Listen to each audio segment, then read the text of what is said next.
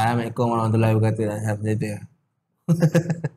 Ya, Assalamualaikum warahmatullahi wabarakatuh dan salam sejahtera. So hari ini bersama dengan Abang Bun dalam channel Bun Tech. So hari ini kita akan sembang tentang satu komponen yang paling penting dalam PC, iaitu bahagian jantung PC itu sendiri, di mana dia membekalkan elektrik kepada semua komponen-komponen yang lain. So hari ini kita akan membincangkan tentang power supply, yang mana komponen paling penting dalam setiap pembinaan PC. So sebelum tu korang buka dulu page Ismail Koyum -OK dekat Facebook dan follow, dan korang boleh ikuti. Dekat situ ada giveaway yang kita orang akan buat. Yang kita orang akan bagi giveaway tu Techwear EXO Elite, yang mana dia honeycomb design dan juga dia ringan. And then jangan lupa tekan butang subscribe dan juga komen serta tekan butang like. So sebelum kita teruskan video ini, kita akan layan dulu intro.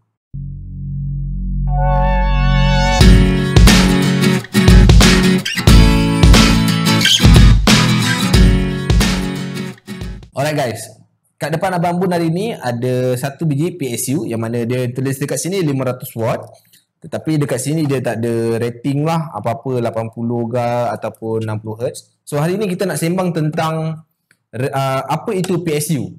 PSU itu sendiri adalah jantung, seperti Abang Bun beritahu. Macam mana korang nak terang kat korang Okey, kalau korang seorang lelaki dan berminat dengan jentera bermotor, dia seumpama injektor yang mana menghantar minyak kepada injap untuk membuat pembakaran. So PSU ini adalah dia menghantar elektrik kepada motherboard, kepada motherboard, and then dihantar juga kepada komponen-komponen lain seperti GPU dan juga fan. So dekat sini, kalau korang nak tahu apa perbezaan PSU murah, mahal, kemudian apa itu rating 80+, dan apa itu full modular dengan non modular. So dekat sini Abang Bun akan terang daripada satu persatu, alright? So first thing first, korang kena tahu bila korang beli PSU, apa yang korang pin yang korang akan dapat. So dekat sini Abang Bun akan terangkan, okay? First thing first, okay? Ini adalah pin yang mana PSU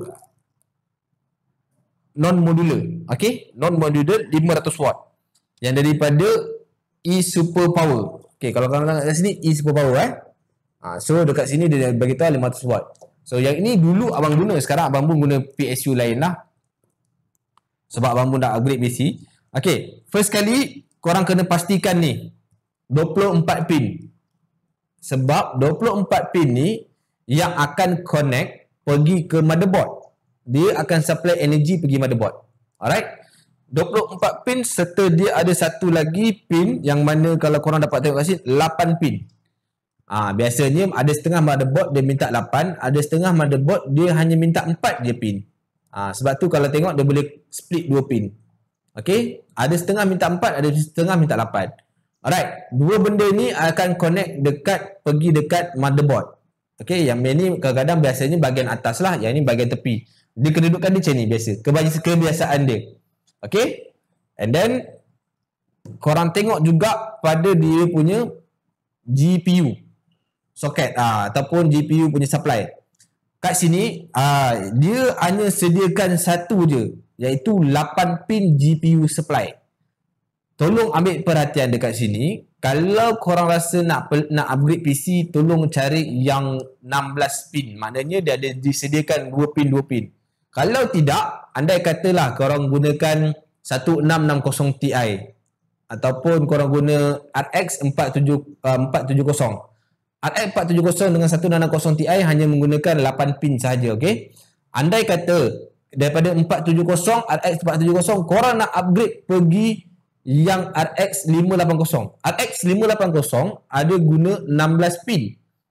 So dekat situ korang kena cari splitter.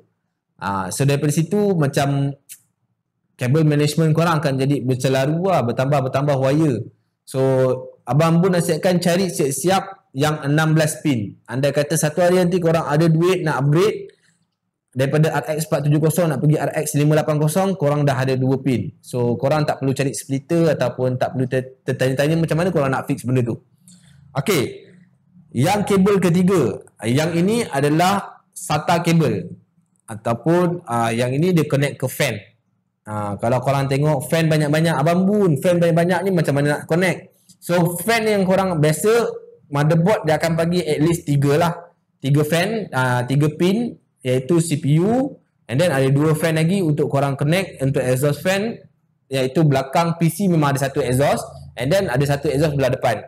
Tapi mana nak pergi fan-fan yang banyak? Kalau kau tengok ada 4-5 PC, ada setengah motherboard dia sediakan banyak pin. Tapi kalau tak ada pin, alternative lain, ini dia. Pin yang ni. Kalau tengok betul-betul lubang banyak ni, ini dia pin. So yang ini adalah SATA kabel. So kalau ada setengah SATA ni ada buat splitter, Abang Bun pun tak ingat, ada yang sambung ke, adalah cara-cara dia untuk sambung pergi ke RGB controller lah, apalah. Tapi SATA ni biasanya orang akan supply pergi korang punya CD, macam CD socket tu kan, and then korang punya SSD, HDD. Kalau korang guna M.2 dia tak guna SATA, dia akan masuk terus dekat motherboard, dia akan connect terus. So SATA kabel ni, kalau yang ni dia sediakan 4 lah, so banyak lah korang boleh connect. Andai kata SATA kabel korang tak ada, korang boleh pakai splitter lah, yang Abang Bun cakap splitter, itulah korang boleh splitter, connect ni and then pergi ke SATA kabel lain lah. So korang boleh pakai banyak SSD. So dekat sini pun dia ada sediakan 2 set, yang mana fan 2 and then 4 SATA. Alright, dekat sini kita habis cerita pasal kabel. Alright, sekarang ni kita nak bincang pasal 3 benda, iaitu full modular, semi modular dengan non modular. Apa benda modular ni? Modular ni adalah kabel management yang mana korang boleh tanggal dan pasang. Itu adalah full modular. Okey, itu adalah modular. Kalau korang kata dia semi modular, biasanya dia akan bagi 2 kabel ni. 2 kabel ni akan attach pada PSU, tetapi kabel-kabel yang lain ni diorang tak akan attach. So maknanya korang macam, kalau korang beli semi modular, korang boleh tanggalkan SATA kabel, macam korang nak pakai satu je SATA kabel, korang connect kat SATA kabel ni, kemudian pergi kat SATA. So korang nak buat kabel management senang, korang nak jimatkan space untuk korang punya air cooling system pun senang pada CPU. And then korang nak attach kabel penting-penting saja. Korang memang nak minimalis lah korang punya CPU tu. And then non-modular. Non-modular macam ni lah. Korang akan dapat semua set akan attach dekat PSU satu. So dekat sini 3 modular ni, biasanya kalau full modular ni lebih mahal daripada non-modular lah. Sebab full modular ni kita boleh minimalis, and then biasanya dia akan macam orang akan naikkan harga sikit dalam 20% ke 30% lah daripada harga full modular. Alright, apa penting modular ni? Sekarang ni kita sembang kenapa modular ni, full modular ni macam menarik. First sekali, cable management. Okay, kalau non modular, korang tak boleh buat cable management. Korang hanya boleh attach je, and then wire macam katalah yang ni je 3 kabel ni korang pakai, and then satu kabel ni je pakai.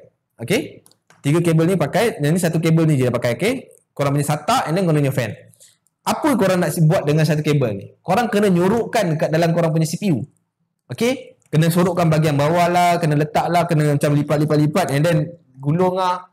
Tapi kalau korang gunakan full modular, korang boleh plug and play. Maknanya korang boleh plug, katalah nak pakai 24 pin saja. 24 pin korang tarik, terus masuk. Lepas tu korang nak pakai 8 pin, masuk 8 pin pergi. GPU pin, masuk GPU pin pergi.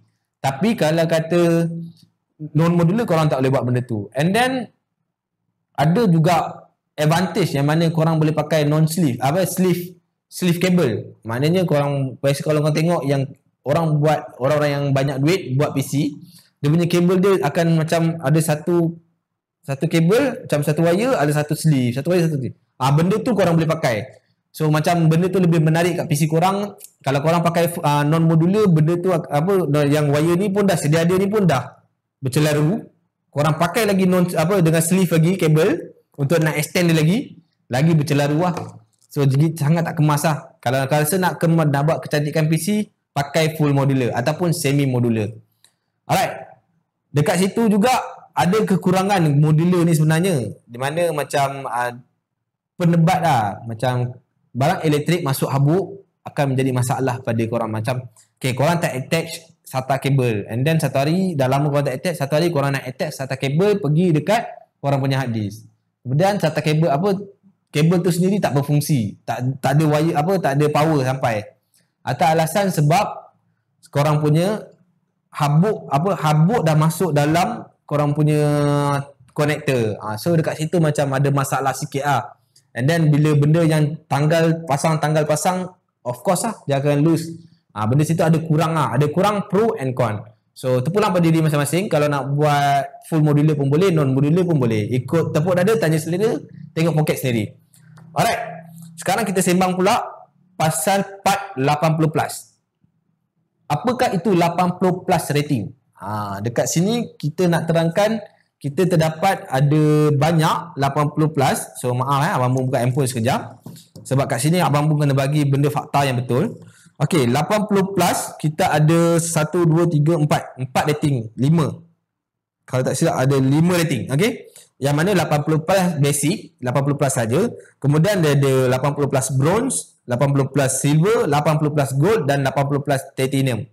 Okey, kalau korang tengok apa beza-beza semua benda ni. Okey, 80 plus sendiri abang pun cerita dulu. 80 plus ini adalah function dia. Kalau korang beli PSU yang tak ada 80 plus, PSU korang hanya akan perform kemungkinan akan perform hanya 50% hingga 60%. Ataupun ada setengah-setengah page yang akan cakap, ada setengah-setengah blog yang akan cakap hanya 40% ke 50%. So anda katalah 500 watt tanpa 80 plus. Okey, 500 watt 50%, korang punya ni PSU ni hanya boleh bekalkan elektrik sebanyak 250 watt sahaja. So lagi mana hilang lagi 250 watt? Memang takkan boleh supply sebab dia punya maximum usage hanya 250 watt saja. Itulah guna 80 plus, yang mana dia akan dia akan bagi tahu korang sama ada PSU yang korang guna ni dia boleh perform 80% daripada dia yang ditulis ni. Maknanya kalau 500 watt, 80% lebih kurang dalam 400 watt dalam tangan korang 400 watt dalam 400 ke 400 watt itu dalam tangan korang Itu memang maksimum watt yang dia boleh perform.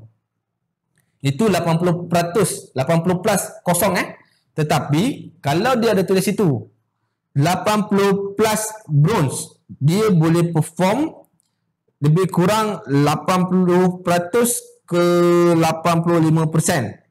And then dia ada juga 80 plus silver, daripada dia perform 85% sampai ke 88%. 80 plus gold dia akan perform 87% ke 90%, dan 80 plus titanium 90% lah. 90% ke 95% lah. Okay, alright guys. So sekarang kalau apa jadi kalau 80 plus ni tak ada dekat korang punya PSU. Okay, korang dah buat PC siap-siap, 80 plus ni tak ada. Okay, korang hanya ambil yang murah macam model abang ambil dulu, tak ada 80 plus 500 watt ni. Apa jadi? So kalau katalah korang punya PC minta lebih daripada power supply, automatic first kali PC akan shutdown. Itu bernasib baik Second, supply tak cukup, and then dia minta banyak, PC minta banyak, supply bagi kurang, InsyaAllah akan meletup korang punya power supply. Umpama macam korang plan C4 dekat korang punya PC sendiri, so dia akan mengganggu komponen-komponen lain. So dekat sini penting pemilihan supply dan cara mengira power supply. Abang pun akan sediakan link, korang boleh tekan kat situ macam mana nak kira power supply untuk PC korang dan apa power supply yang sesuai dengan PC korang. So pemilihan power supply sangat penting dalam PC kerana jantung. Kalau jantung kita tak kuat, kita tak boleh berlari dengan sempurna. Okey, terlebih jantung tak ada masalah. So maknanya kalau jantung pump lebih, macam kata 1000 watt, PC minta 550, tak ada masalah. So dia akan perform 550 je. Tapi kalau PC minta 550, you guys bekalkan 500 watt tanpa 80 plus, InsyaAllah tak pakai lama PC korang. Okey, setakat di situ saja untuk kita punya explanation untuk PSU. So kalau ada salah tolong komen. Kalau ia membantu, tekan butang subscribe dan juga like. Kalau nak ada apa-apa masalah, silalah komen dan bagi tahu, kita akan cuba configure masalah. And then terima kasih kerana menyokong Abang Bun selama ini. Jangan lupa join giveaway pada Facebook page Abang Bun, iaitu Ismail Koyum -OK. Dan dengan ini abang pun akhiri video abang pun dengan wabillahi taufiq wa hidayah. Assalamualaikum warahmatullahi wabarakatuh.